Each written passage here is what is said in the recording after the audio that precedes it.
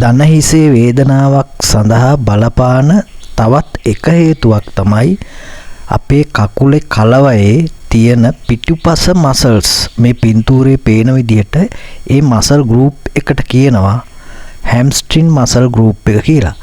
මෙන්න මේ මසල්ස් වල යම්කිසි හිරවීමක්, ටයිට්නස් එකක්, තදවීමක්, අපහසුතාවයක් තියෙනවා නම් අන්න ඒක අපේ දනිස් හන්දියට බලපානවා.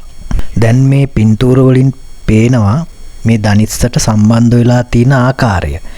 ඒ වගේම තමයි මේ මසල් ගෲප් එක ස්ට්‍රෙන්ග්ත් කරගෙන නැත්තම් මසල් වර්ධනය වෙලා නැත්තම් අපිට පුළුවන් ජිම් එකක හරි ව්‍යායාම කරලා මේ මසල් ගෲප් එක ඩෙවලොප් කරගෙන දනිස්සට එන ටෙන්ෂන් එක අඩු කරගන්න.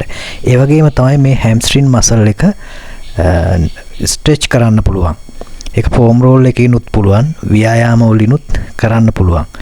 එතකොට මේ දනිස් සංදිය සහ මේ හැම්ස්ට්‍රින් මසල් ගෲප් එක ආරක්ෂා වෙනවා.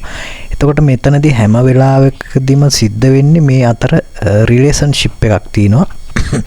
දනිස් සංදිය සහ මේ මසල් ගෲප් එක අතර. ක්‍රීඩකයෙකු හෝ ජිම් එකක ක්‍රීඩා කරන කෙනෙකු මේ මසල් ගෲප් එක රිලැක්ස් කර ගැනීමෙන් වාසියක් සිද්ධ වෙනවා. ඒක තමයි අනාගතයේදී එන්න තියෙන ඉන්ජරි එකක් එන්නේ නැති වෙන්නේ ඉඩකඩක් තියෙනවා. එන්නේ ඒක තමයි වාසි වෙන්නේ. ඉන්ජරි එකක් ආවට පස්සේ අපි ට්‍රීට්මන්ට් එකක් කරනවට වඩා එය වළක්වා ගැනීම තමයි වැදගත් වෙන්නේ. මොකද ඉන්ජරි එකක් ආවට පස්සේ අපි ට්‍රීට්මන්ට් එකක් කරන්න ගියාම සමහර විට ඒක 100% හරියන්නේ නැති වෙන්න පුළුවන්. ලයිෆ් ටයිම්ම ඒකේ බලපෑමක් තියෙන්න පුළුවන්.